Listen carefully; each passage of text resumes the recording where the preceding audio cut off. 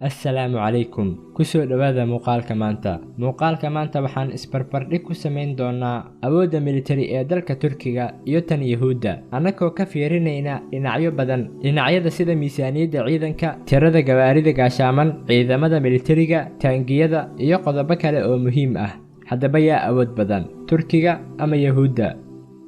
qiimeyntii sanadkan lagu sameeyey dalalka ugu awoodda badan ee caalamka dhanka militariga ayaa dalka Turkiga ka galay kaalinta 11aad, halka 2 sano ka horna dowladda Turkiga ay ku jirtay kaalinta 9aad ee dalalka ugu awoodda badan caalamka. Yahuuddana waxay ku jirtaa kaalinta 20aad. Waana daliil cad oo ku tusaya haddii Yahuudda iyo Turkiga ay dagaal isku arkaan in Yahuudda dharaar cad lala kacayo, laakiin saas uma sahlanaanayso. Sababtuna tahay Yahuudda waxaa taageero la garab istaagan dhammaan dowladaha reer galbeedka. laakiin mid ogsoonow, haddii Yahuudda ay garab istaagaan dowladaha waaweyn, dowladaha islaamkana waxay haystaan oo garab istaagaya Allah qaadirka dhammaan arrimaha nolosha. kaliya waxaa ku waajib ah dowladaha islaamka inay dadaalaan oo inta karaankooda ay la imaadaan. miisaaniyadda difaaca ee dalka Turkiga ayaa gaaraysa 17 bilyan, halka miisaaniyadda difaaca Yahuudda ay gaarayso 16 bilyan.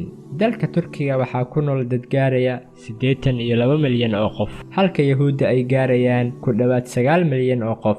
marka laga hadlayo ciidamada dhulka, ciidanka sida tooska ah u dagaalgali kara ee dalka Turkiga ayaa jariiradda The Global Firepower ku qiyaastay 355,000 oo askari, halka ciidamada keedka ee dalka Turkiga ay gaarayaan 380,000. sidoo kale ciidamada Yahuudda ayaa lagu qiyaasaa inay gaarayaan 170,000 oo askari, halka ciidamada keedka Yahuudda ay gaarayaan 465,000. taangiyada dagaalka ee Turkiga ayaa gaaraya 3,045, halka baabuurta gaashaaman ee dagaalka ay gaarayaan 11,630, iyo noocyo kale oo ah madaafiic casri ah, kuwaas oo iskooda u dagaalgali kara tiro ahaanna ay gaarayaan 943. dhanka kale, taangiyada dagaalka ee Yahuudda ayaa gaaraya 1,650, halka baabuurta gaashaaman ee dagaalka ay gaarayaan 7,500, iyo kuwo kale oo iskooda u dagaalgali kara oo lagu qiyaaso 650. guud ahaan, ciidamada dhulka ee dowladda Turkiga ayaa ka awood badan ciidamada dhulka ee Yahuudda. aan u imaano ciidamada cirka.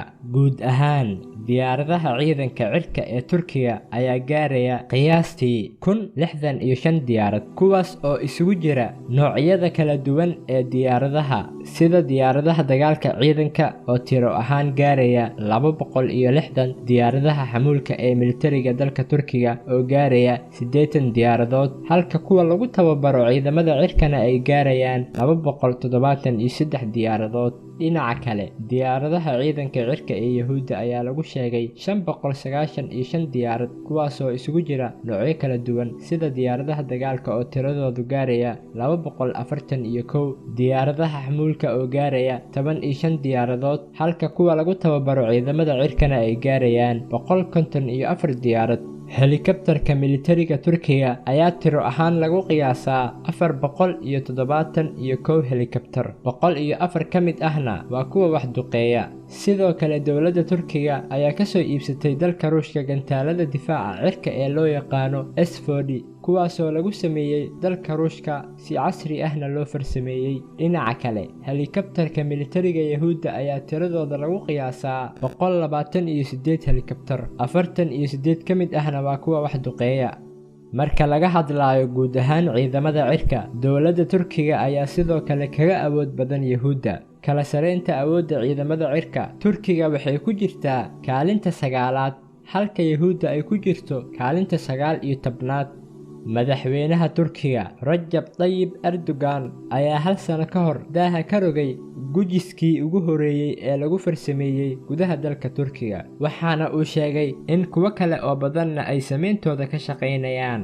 ciidanka badda Turkiga ayaa leh 149 maraakiib oo lagu ilaaliyo xeebaha dalkaas, 12 gujis iyo 10 markab oo ah maraakiibta ka hortagga.